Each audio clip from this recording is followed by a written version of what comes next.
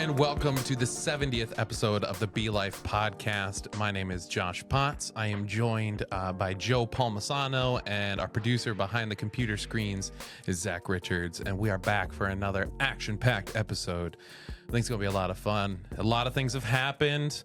Ohio native Travis Kelce has officially landed the most eligible bachelorette in America, Taylor Swift. Are you stoked about it? No. No? It's like, okay, good, big deal. Did you see the ring, though? Well, That's like the Pink Panther, man. That's a what big do boy. you think? She's not going to deal with some trinket. That's fair. You know, I just think he kind of had to do that. And, Yeah. you know, We don't have a royal couple in America, right? We don't have the royals to get Well, we excited do about. This is now. like our closest thing. yeah, but I don't know the big deal. I guess it's not a big deal. It's such a big deal to people. It is for They some got people. engaged. It's everywhere. And, you know, it's like even the royal couples and stuff. Oh, the whole world's turning into the royal wedding. It's like, Yeah. really? You don't get caught up in that? No. Okay, so like celebrity culture in general. No. That's not like a thing of yours? Oh, you don't like no. keep up on the No. personal lives of professional No. athletes or No. comedians or No. Their lives are their lives. I'm watching them on football. I'll watch them sing. Like, you know, I've gone to a concert before where, for instance, well, I can't even remember his name, but there was an old 70s guy who was a big star back in the 70s. And I went to his concert probably about 3 years ago. And he kept, in between every song, he would go like 15 minutes talking politics. Oh, dang. And Okay. it was like, That's I an finally got approach. up and walked out. And because if I didn't, I was going to stand up and scream, we didn't come here to listen to you talk. I don't care what their politics are, what their lives are, what their lifestyles are. Like people used to be in Hollywood, thank goodness this has kind of changed, but used to take tours where you get on a bus and you'd visit the celebrities' homes. You don't want to see how they live? No. Well, while we're on that, though, I'm going to tell you about the last couple of weeks we've been talking about, we talked about Kenneth Copeland. Yeah. We were talking about like megachurch culture. We did a trilogy on it. Kenneth Copeland is worth, people don't know because it's all taxed, it's all donations. So he's not even claiming it. $300 million to $1 billion he's worth. He's got private planes. Yeah. He's got 4 homes. He's got a compound that is thousands of acres, has his own police force in there, security force. This is serving God. Really? But he's serving Jesus Christ, who had no home, slept in the wilderness, ate whatever he could eat. Yeah. And he's serving him, and he's a billionaire? This is another one. People go there and they flock to that church because look what he did. And you made a point. I told you this earlier. Tell people what you said. Yeah. I mean, you can't critique the work he's doing for the Lord because clearly he's on the right trail because look at how much God is blessing him. Look at all that he has. He must be doing right. Oh boy. Yeah. Sadly, there's so many people that like they subscribe to that line of thinking. Yeah. It's And wild. his lifestyle, it's like Tammy Faye and what you call it when they were doing the amusement park down in North Carolina. Yeah. And this big giant amusement park. And we talked about, it's bad enough to me that people who are worldly celebrities, people flock to them and want to see their homes and lifestyles of the rich and famous and all that stuff. That's bad enough. But people who profess to be pastors of Jesus Christ, that blows me away, Josh. I'm like, I just want to throw up my hands and go, people actually do this. They actually keep going to this guy's church. That's the thing that I don't get, right? I don't engage in a lot of those conversations, whether it's the comment section online or the conversations in real life. I don't engage in a lot of them about this subject matter because it seems so cut and dry to me. It's just like, clearly that's wrong. Can't we all agree that like that's wrong? Yet there's millions of people that follow them, that watch their shows, that call in, that donate. So, well, can't we also agree that worshiping Travis and what's her name? Taylor Swift, that worshiping them and I can't get enough of this engagement and their relationship, and can't we agree that that's pretty bad also? We should have a psychologist on the show one time and talk about like why does celebrity culture exist? Why are we so obsessed with like, we pick these people? And that's the thing, is sometimes they're famous because they're just famous. Sometimes they have amazing talents or they've done wonderful things. And other times, like, they're just famous because they're famous. Mm-hmm. Like, I feel like this is an overused Paris example, Hilton. but yeah, or like the Kardashians. Like, Yes. they're a famous family. Why are they famous? Because they're famous. And now Yes. they can do anything they want because they're famous. Yes. It doesn't make any The sense to fame me. got them rich. Yeah. and we're like so obsessed with it. And then even like kids that want to be influencers online. Like, there's so many Yeah. kids that's an aspiring career for them. They Yeah. want to be an influencer. And rather than a person who has done a lot or who has a lot or who is an amazing creator being an influencer, it's people are influencers because they found a way to play the algorithm, and then they become rich because of it, or then they start businesses because of it, or they try new experiences because they're an influencer, rather than the people who have accomplished the things being the influencer. Like, it's such a reversal from what seems to be how the world should exist. But this celebrity culture has existed for so long. Satan's done a great job. I don't want to. I know that sounds simplistic, but he has done the father of lies has done a great job of reversing everything in our world. Everything is upside down. Everything is upside down. What is actually true and good and noble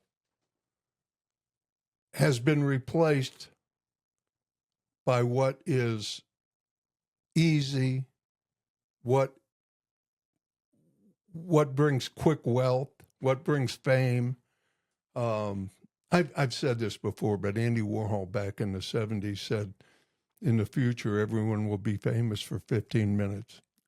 That is literally so prophetic. That's so true. Yes. Because someone will trend and then there's always the follow-up video. I had no idea my last video was going to go viral.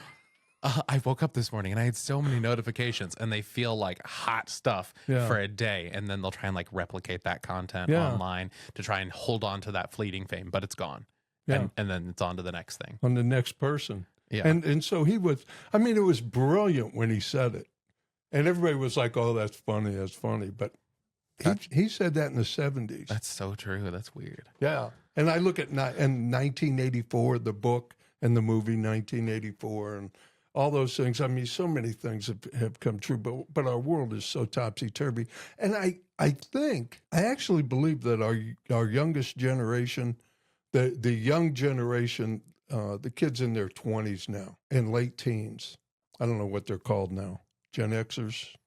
Gen Z. So, Zs. yeah. So, Yeah. like 28 down to like... the fact that we name them is another thing. I don't... But anyway, I think they're starting to reverse.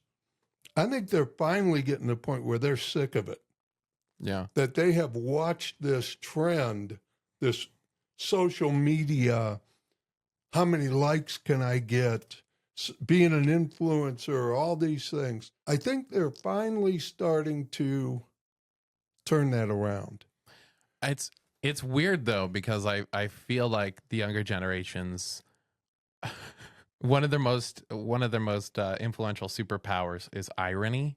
They will make something famous like because it's ironic, right? Like, this is silly. We can all agree it's silly. It's cute. Let's share it, even though it's like not actually good content. Like, the fastest growing restaurant in America is the chain Chili's. And Really? yes. And even though like Applebee's and TGI Fridays are just like going out of business everywhere, like Chili's is taking off because young people decided like, hey, you know, the millennials love going to locally owned artisanal this and that, and we're like, what if we just go to, you know, this chain and get something basic? It's like glorified fast food. Yeah, I like it. You know what? I like it so much. I'm going to wear like a Chili's t-shirt or hat. Like I'm going to embrace it. And they ironied it into like it's now the fastest growing restaurant. Really? Yeah, it's wild. So like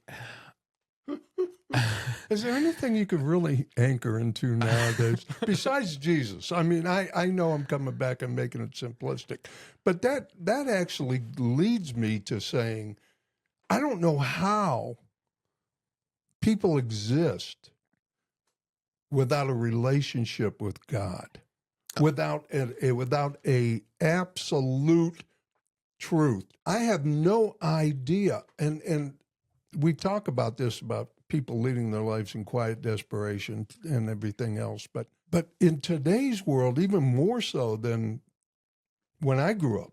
mm-hmm. Yeah, because the social script is so much more diverse now. There's no absolutes anymore. Yeah. Except for God. There used to be some absolutes. There used to be, you go to work for Goodyear, you build tires your whole life, you're part of a union, you do this, you raise your family, you're going to retire, you get a pension. You know, there were absolutes. There was Walter Cronkite giving you the news. Yeah. And giving you just facts. You had absolutes in life growing up. Growing up today, I don't know how kids grow up today there are no absolutes besides God. Yeah, I think I think decades ago it would have been a lot harder to be someone who was born in a way, or whose natural inclinations or just your preferences made you a minority, made you different than the main social script everyone was following, whether it was the way you learned, and school is standardized, you know, across the country, but you learn in a different way. And so you really struggle to learn, or the hobbies you're interested in. And well, guys your age don't do that, but that's the hobby that you're really passionate about. Like, to be on the outside of that social script, I feel like would be very difficult. But for most people who are sheep, most people want to like follow along with the current of society and be accepted, and experience the joys of life as we're supposed to. We're following this order, this recipe for life to be successful. Most people want that. Most people follow that. I feel like that makes life a lot easier for them.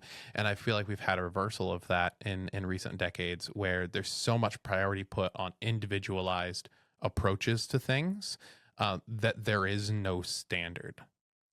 We've sort of thrown that out the window. There is no like expectation. Like, you can't assume anything for anyone, because you don't want to step on toes if they vary from what your assumption is. And I think so your expectations of what sort of education do I get? How do I go about work? How does dating work? All those things is like, well, it's up to you. It's, you know, whatever's best for you. That's not helpful, right? Structure is helpful.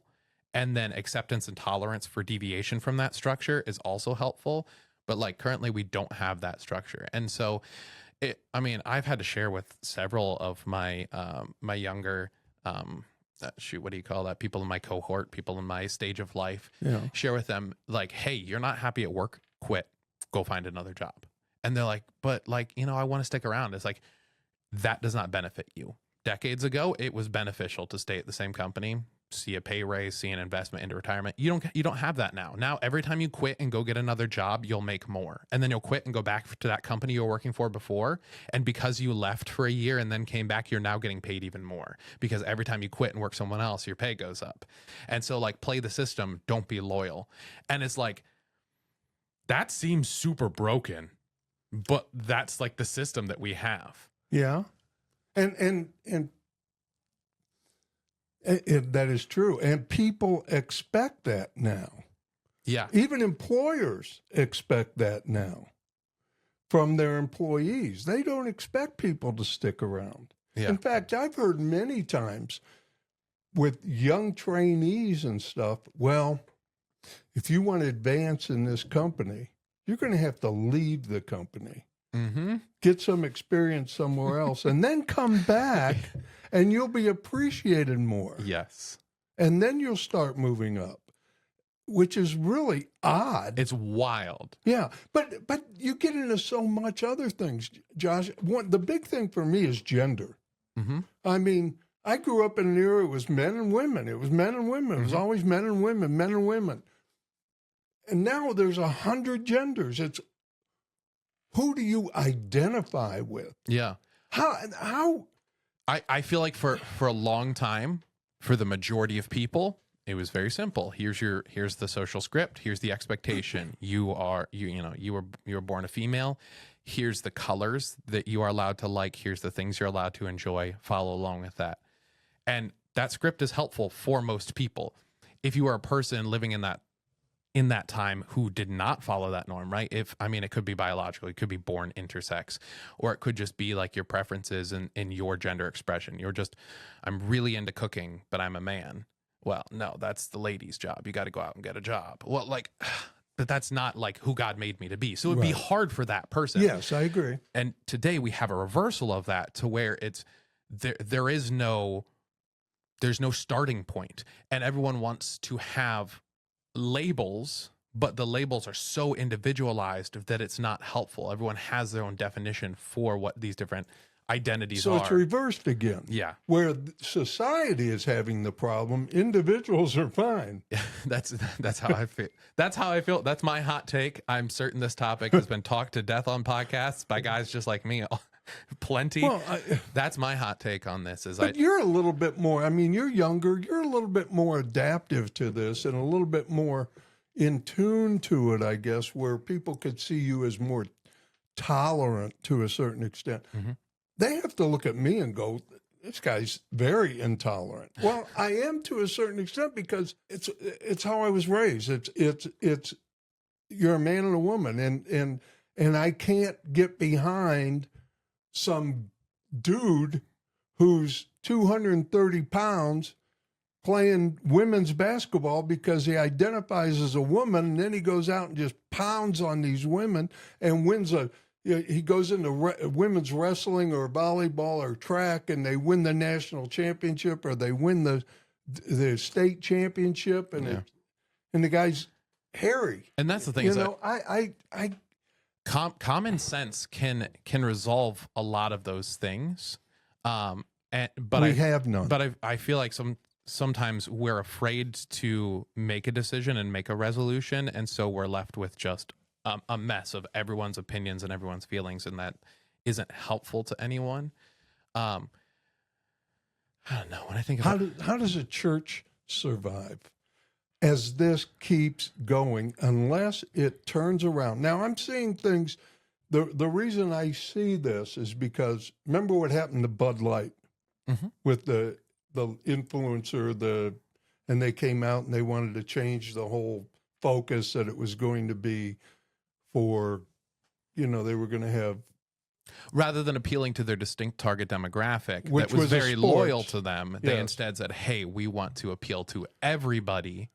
Well, it was even more, we're going to leave these people that have been loyal to us behind, and we're going to focus over here. My guess would be that was the way it was perceived, because it was, hey, we're going to put a priority on this other demographic right now, which is not the people that are our loyal Well, but when buyers. you place that influencer, the trans influencer, on the can, and make her the focus, her or him, and forgive me, the focus of the ad, you are immediately turning your back on these people, I think.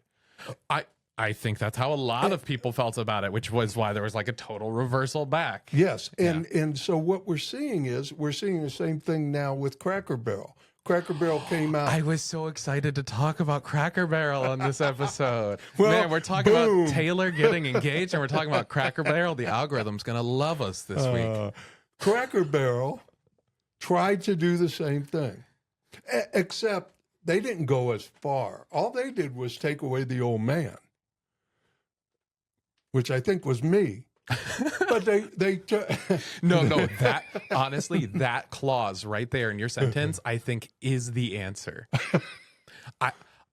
I was shocked that people were getting so upset by this, right? Because Taco Bell did a rebranding, took away all of the like flair, and it's just like gray and white. So many like restaurants and businesses, Target took away their fun like LED lights that were like the Target shape. They took them away, and it's bland. Everything is going to this really bland, this safe minimalism. Yeah. But by being safe, they're not appealing to anyone. Yeah. And it's a stupid trend. And like as a designer, I really hate it. But then Cracker Barrel took off. Like people were so upset about that. I'm like, why? Of all the brands like that have done this, because it has been countless brands that have done this. That's what it is. You said they took off that old man, which I think is me. And so you have all these people responding saying, I think that's me. And they're taking me off their logo. That's fair. But then and see, so I don't understand that a whole lot, why they did that. But I can understand it now. It's a psychological thing. They took the old white guy off. Yeah. You know, and now they're going to do away with the rockers on the porch and the whole thing. Did you see this meme? No. The official Democrats page on Twitter posted, "We think Cracker Barrel rebrand sucks too." We all think it's terrible, but there was like a group of people that said, hey, there's been this pattern that I'm like now gun shy. And so it happened again. And I feel targeted, even though there was no like specific targeting, but people interpreted it that way. Do you realize though that all the targeting, all the effective boycotting of anything, happened to is always from the conservative side. The effective targeting never works from the liberal side. They tried to do it against Chick-fil-A. It failed dramatically because a conservative came and just went, it always falls. Our country is becoming more, it's shifting, I think. Maybe it's not shifting. Maybe it's just rearing its ugly head. I don't know. But I look at I said I thought the younger people were rebelling against all this stuff. I think the culture is actually revolting against wokeness. I looked at. Man, you really are living up to that old man Cracker Barrel stereotype. I don't care. 4.5 million. There was New York Times did this study. 4.5 million Democrats have switched registration in the past year or two. People are leaving that. And then it comes down to, again, what does that bode for the church? And is the church supposed to be listening to that at all? Or is the church just supposed to be the same? Yeah. You know, we read a post about culture should never influence the service or the church. Sure. So does the church continue on this just biblical? You got to hold the biblical. Or does it naturally, without even thinking about it, get affected by the culture? Yeah, I think that is a very important question to ask. I think it's something very important to consider. I love simplicity in a lot of things. I don't think there's simplicity in this. I think it's a false binary to think that you can either be swayed by culture or you can stand on timeless principles. I don't think it's either one of those is possible. Why? It has to be, doesn't it? In my mind, in my flawed mind, we as a church of Jesus Christ, a true church of Jesus Christ, his church, his body, not not a building, Mhm. not a denomination, but his church. Don't we have to anchor hard in this? There's this hurricane, flood, the whole thing. We've got to anchor into Christ Yeah, absolutely. and let all this stuff just buffet you. Yeah. Yeah. I 100%. Just the fact that you referred to Jesus as Christ right there, I think is important, right? The word Christ, it means anointed one. It means king. Lord. I think that's important, and I emphasize it on many episodes on this podcast, in many of my sermons, and many of my conversations. I will continue to emphasize it. I think it's why I feel so at home in the holiness tradition where the Church of the Nazarene is found, because I believe that your relationship with Jesus ought to change every part of your life. Okay. I think that, that lordship ought to impact you. At the same time, everyone's starting from a different place. Everyone has a different culture. Everyone has a different perspective. There's a diversity that I think is not a bug in the system, but I think a feature of the system. And so I think that as we're all striving towards being more Christ-like, it's going to look different in different cultures at different times. And I think that's a good thing. So I have to bring this up. Yeah. Church, denominations, large gatherings, buildings. Is that the best way to worship Jesus Christ? Okay, so that's a tough one. This is why I feel very uniquely equipped writing that line between millennial and Gen Z, because I also have a lot of millennial friends, not just the Gen Zers that ironically eat at Chili's, but I have the millennial friends that love the artisanal coffee, love the locally sourced, love the this and that. And I have a lot of Christian friends that are from that same demographic. And I have heard, like, if I had a nickel for every time I heard one of them say, I just want to be a part of a church that's like the Acts church. Man, we don't need a building. We don't need a denomination. We don't need an elder board. We need people who are gathering in homes and are just passionate about worshiping God. Dude, that sounds great. That sounds wonderful. That sounds, if humans weren't flawed, that would be beautiful. Except we're living in a world where humans are flawed, and inevitably you run into problems. And when you don't have a polity, when you don't have a structure, when you don't have accountability, when you don't have a physical property that is apart from an individual's ownership, you run into issues. And every single one of those little church startups that's like, we're going to do church different. We're going to be like the Acts church. Every one of them blow up and do fantastic for a couple months, maybe even a couple years, and then they fall apart as soon as they hit some turmoil, hit some trouble. And when you talk about anchoring yourself in Jesus, 100%, I think each person in their individual lives should anchor themselves in Jesus. As much as I'm a skeptic of institutions, I also think that orthodoxy, the denominations, the institutions are one of the greatest resources that we have as we are living out the kingdom of God here in this world. And I think that if our denomination was telling us how we ought to worship week in and week out, I'd get pretty frustrated. But I'm so grateful our denomination is here when a pastor has a failing of character and a church needs a new leader, and they can lean on their denomination for them. That's a good point. And so I think that there is absolutely a place for that structure that is so helpful. And yet you look, Josh, at China, fastest growing Christian population in the world by far, all underground. Yeah. All in homes, all in I don't know denomination. I'm sure there's denominations there because there was missionaries that came and they probably brought that. But, yeah. But these are small, burdened Acts churches.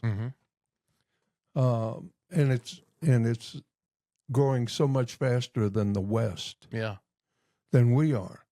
So I look at that and I go, there's a reason for that. I mean, I know that I believe that churches grow like in China because of pressure, because of the pressure on the church, because they have to hang together.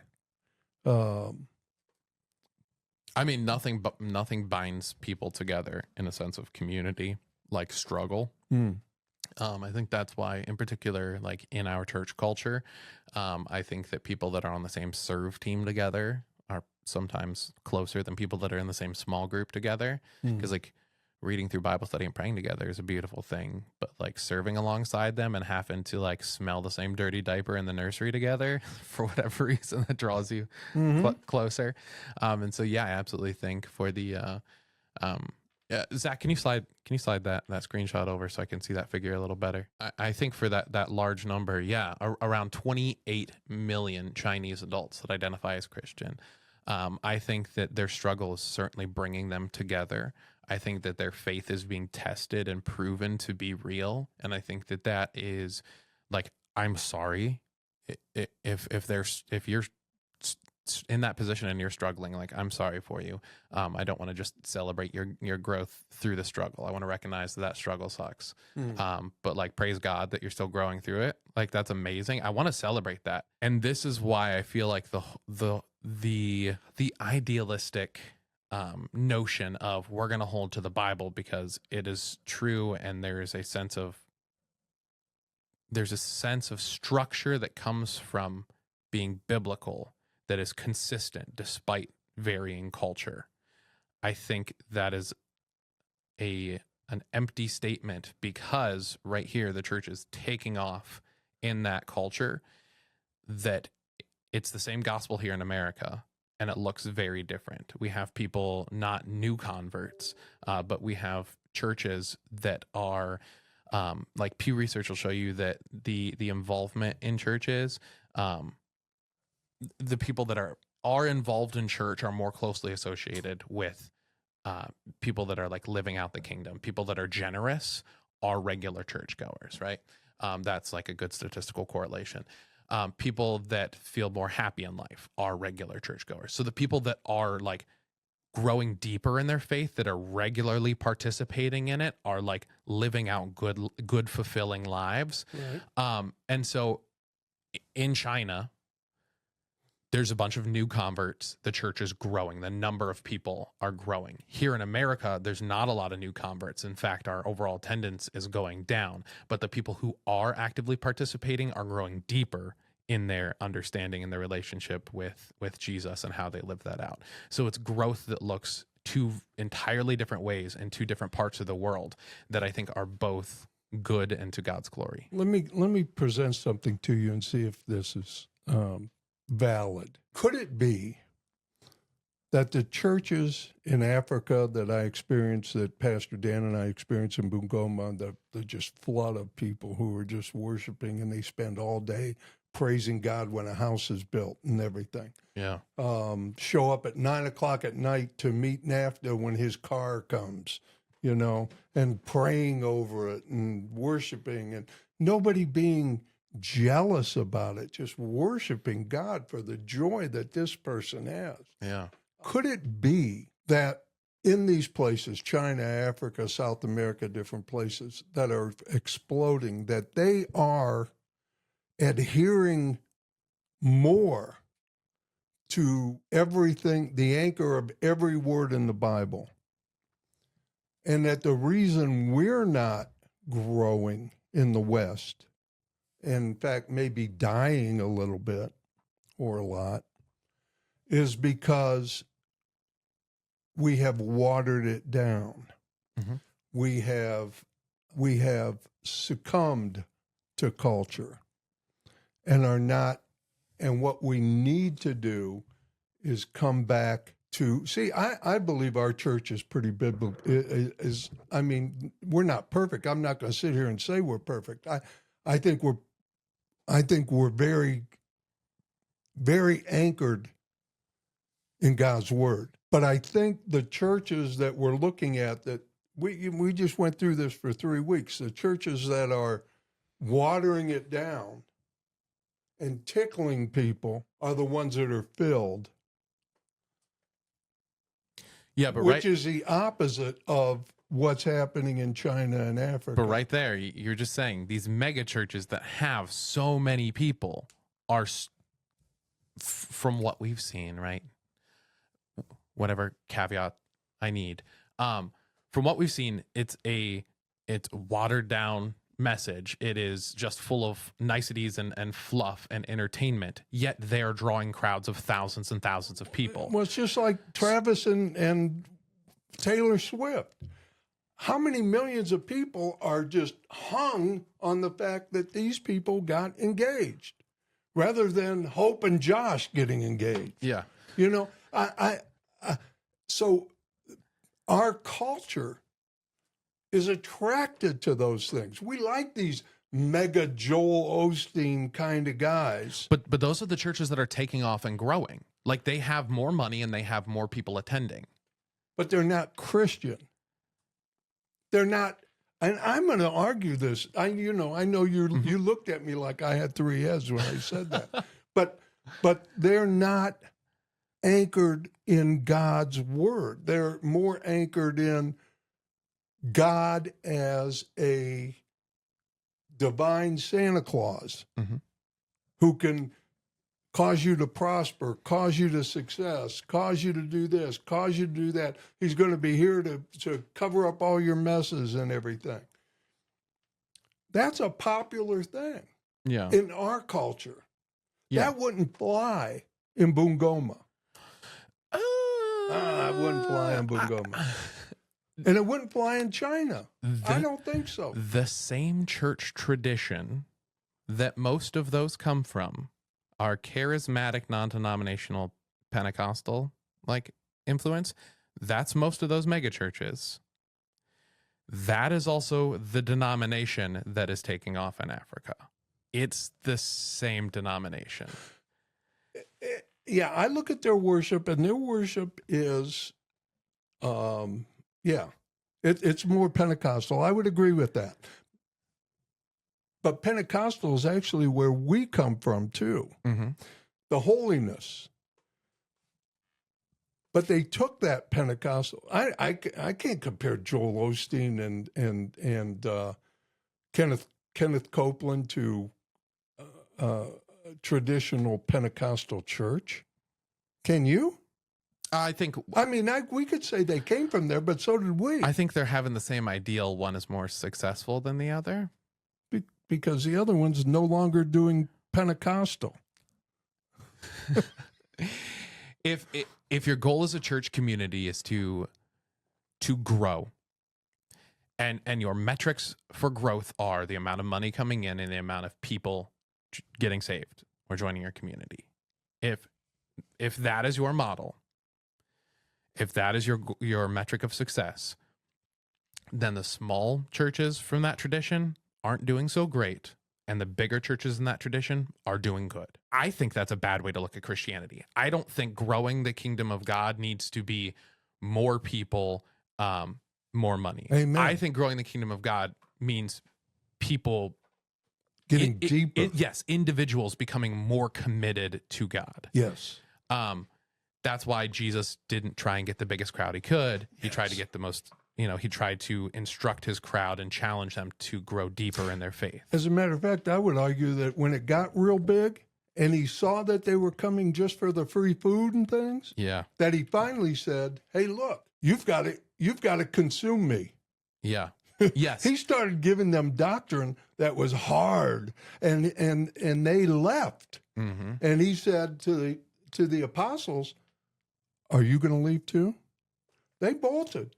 And I think he did that because he knew there were people just hanging on for the free stuff, for the goodies. Yeah. For the sermon that said, you're all going to get wealthy and you're all going to be successful. For the entertainment, for being a part of the crowd. If you see a crowd, you want to go see what the crowd's looking at. Yes. Yeah. So what do we want in life?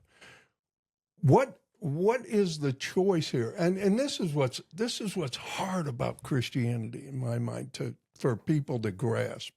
And I hope people are getting this, and maybe not. But Christ said there's a path. There's a narrow path there's a wide path. Most people are going to go to the wide path. The wide path says, this is easy. God will give you this. God will do this. The narrow path is Jesus saying, you've got to die, pick up your cross daily, and follow me. And people are going to ask, why would I do that? Why would I die? Why would I give up all my dreams? Why would I give up all my goals? Why would I give up all my fun to follow this man when I could go the other way and do everything that I want to do? And he's going to strip everything from me. And it's hard to say, it's hard to tell those people, you have not experienced the joy, the stabilizing force in your life, the anchor in your life, the for the first time in your life being able to rest. And it's all what humanity is looking for is in Jesus. Mm-hmm. And yet all that they think they're looking for is outside of Jesus. Do you understand that? Absolutely. That's right. That's right. Because that's the dilemma that I had when I wanted, even when I got to know Jesus and know who Jesus was, I kept him at arm's length because you're going to mess up my life. I want you when I die, but I don't want you right now. I know business better than you. I know other things better than you. I don't want to die. I actually felt like if I gave my life to the Lord totally, I would die. I wouldn't be known by the world anymore. Yeah. I would disappear from the world. And essentially I have, but I've never experienced this much joy. Yeah. And this much peace. Yeah. Wow. It's beautiful. And yeah, but it's bizarre. It is. And people will find comfort in sort of meditative behaviors, disciplines, escaping from entertainment and the show of life. And they'll recognize that is countercultural, that is like against the hustle mentality. And they'll find peace in it, and then they'll jump right back into it. And I think that when I find peace in surrendering myself and having daily disciplines, and having times of meditation and prayer, and then it's all like emulating from my personal relationship with Jesus. Like I find so much satisfaction in that, and I want other people to have that. And I think some people want they want the fruits of the Spirit. They want peace and long suffering and patience and gentleness, and the world's not offering those things. Pop culture isn't offering those things, and so they'll look to just like general spirituality. And people will want to have these religious experiences, and so they'll like go to a lot of concerts or things like that where they're getting this like counterfeit version of it that's not as lasting, isn't as stable. I think there's something, the goodness of God is something that all people desire, and I feel for people that are searching for it in places other than God. Oh yeah, because you'll never ever. That's the thing. That's the ultimate thing is, there's a song, Looking for Love in All the Wrong Places. That's exactly what it is. You're looking for love. You're looking for peace. You're looking for joy in all the wrong places, and you're never satisfied, and you need more. Why do you think there's drugs, and why do you think there's, strip joints and bars and clubs and that are packed and everything else? That they draw you in, promising you satisfaction. I've talked to heroin addicts who I've gone into prisons and talked to them. I've had them on the air with me when I did the radio. And all of them said the exact same thing. The first time we did it, it was unbelievable. Every single time after that, we were chasing that same feeling. Mm. And I said, aren't you worried? I remember asking this question. Don't you worry that you're going to overdose? They said, no. we want to overdose. And I said, what do you mean? They said, you don't understand. The first time you do it, it feels like the greatest thing in the world. You never, ever can hit that again. So every time we do, and this is every single one of them told me this. Every time we do the drug, we want to go, say this table is the end, and this is when I fall off, I die. We want to go right to that edge. Yeah. Where we're overdosing, but we're not dying. Trying to chase that high. Yeah. That's not just heroin. That is nightclubs. That is sex. That is adultery. That is everything in this world puts you at that place. The first time it happens, it's like lightning, and you try and chase it every other time. Jesus Christ is the only way that you stop that, and where the joy continues to get better the closer you get to him. That's the best way. I think that's the only way to describe the difference between the world and Jesus. One of the only. I'm not saying that's the ultimate way. Write this down.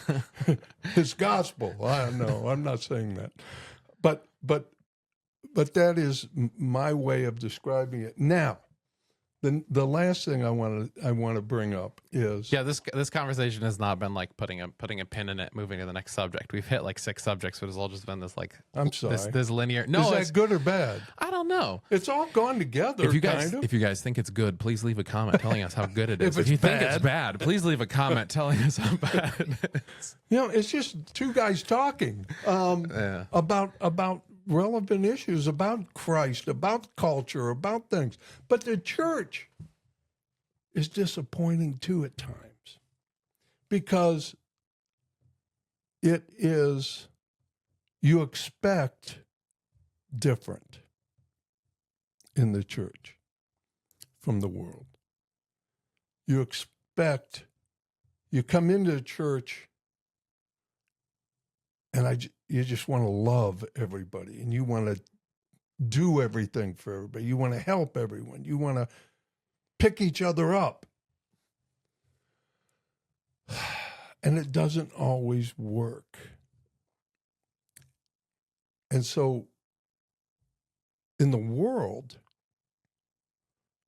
you can be disappointed. You expect to be disappointed. In the church, you don't expect to be disappointed. And so it hits so much harder. Yes. Yeah.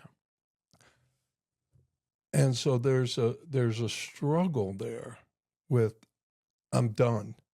I'm giving up. I'm going to go back in a hole. I'm going to worship God in my basement by myself at my pace. I don't want anybody around. I don't want any more problems. I don't want to be disappointed anymore. And that's the one thing I haven't worked out about the church yet in my mind. I wasn't always a member of a church. Yeah. In fact, this is the first church I've been a member of. Yeah? Well, my Catholic church growing up, I don't know if I was a member. I went to catechism. I went to... You got confirmed? I got confirmed. I got baptized. Okay, I was a member. I was an altar boy. Yeah, I did that. Oh, well then, yeah. Yeah, I was a member. But I don't remember ever going through membership. Yeah. You're just there. Yeah. It's part of who you are. But I had gone to multiple churches, but Kirby and I lived in 10 different states. So we were always moving and everything else. So we were partakers in many churches, but not one that we became members of. Yeah. Officially. And so it's different for me, but I still struggle with that. I think it should be a utopia, knowing that it shouldn't. I mean, it's impossible because I know what a mess I am. Yeah. I think what you're shooting for is a balance that takes a lot of work. this like already not yet mentality of that the church is made up of people who are flawed, who are broken, who have bad habits, who have sins and temptations, and are going to let you down. But you know that the church should be something better. And if we are the kingdom of God, we ought to strive to be something better. And so you're always wanting to make the church a better place while always recognizing you have yet to arrive. But then forgetting that when you pour your life into someone, because you pour your life into them, assuming you forget that for a moment, you say, this will make a difference. Yeah. This will be appreciated too. Yeah. And that's where you're going to find hurt. Yeah, I agree. And it's hard because like I get really triggered by the phrase biblical. Yeah. And I personally love the Bible so much. I love the scriptures. I love the pursuit of studying the Bible and understanding it deeper. I genuinely love the Bible, and I hate hearing the word biblical because I feel like it always comes up as a justification for someone's stupid decision or preference. They're like, oh, but this is the biblical way to do. It's just always what it is when I hear it, and it's so aggravating. And you're talking about being let down by the church when the church ought to be separate from the world. And I have a personal history of being let down by the Bible when I know that it ought to be something different from the wisdom found in all the other books of the world. And I think that is what sets the person of God apart. The church is a creation. The Bible is a creation, and God is the creator. And there will always be shortcomings in the institution of the church. There will always be shortcomings in human relationships. There will always be shortcomings in the written word that is the Bible. There are flaws in all of those things, and there always will be. There are no flaws in God. And that is something I always have to bring myself back to, is when I find problems with my tradition, when I find problems with contradictions in the text, when I find problems with how I was treated by someone who's supposed to be my spiritual mentor.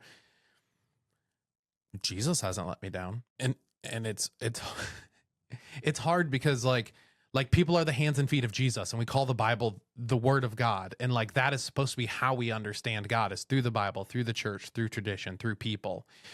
But all of those means in of themselves fall short compared to the person of God in of God's self. And I think I think that's a challenge. And I think it will always be a challenge for me to sort of separate those. Yeah. You know what?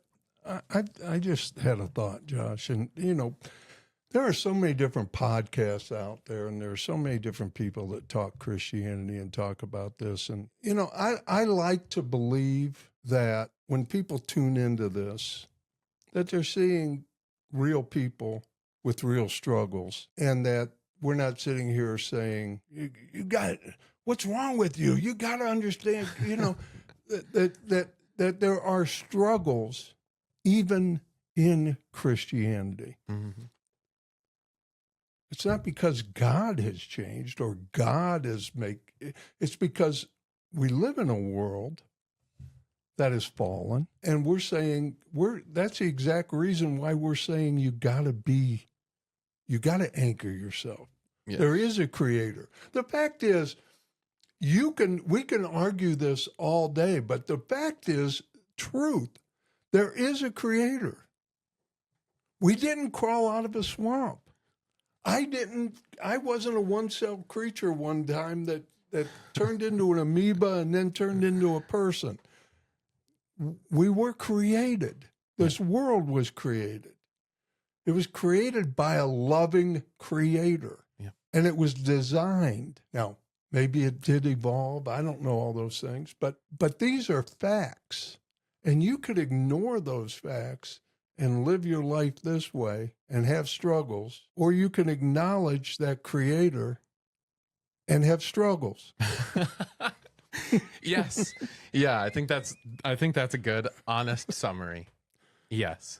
It doesn't mean that all the problems of life go away. It doesn't mean that the temptations go away. Right. But you understand why. And as you're wrestling with the letdowns, like you have someone who comforts you. Mm-hmm. And when you're struggling with a temptation, like you have someone that you don't want to let down. And it changes it. And it's hard to describe other than like you got to experience it. Like when you have that relationship, it doesn't make life perfect. But for whatever reason, it makes it worth the struggle so much more. Well, and I like to also think that if I'm wrong, then I just die and go away. If you're wrong, there's a difference. There's a difference. I just anchor in the fact that I know this all, I couldn't happen. This all couldn't happen. I couldn't have been created with all the systems in me.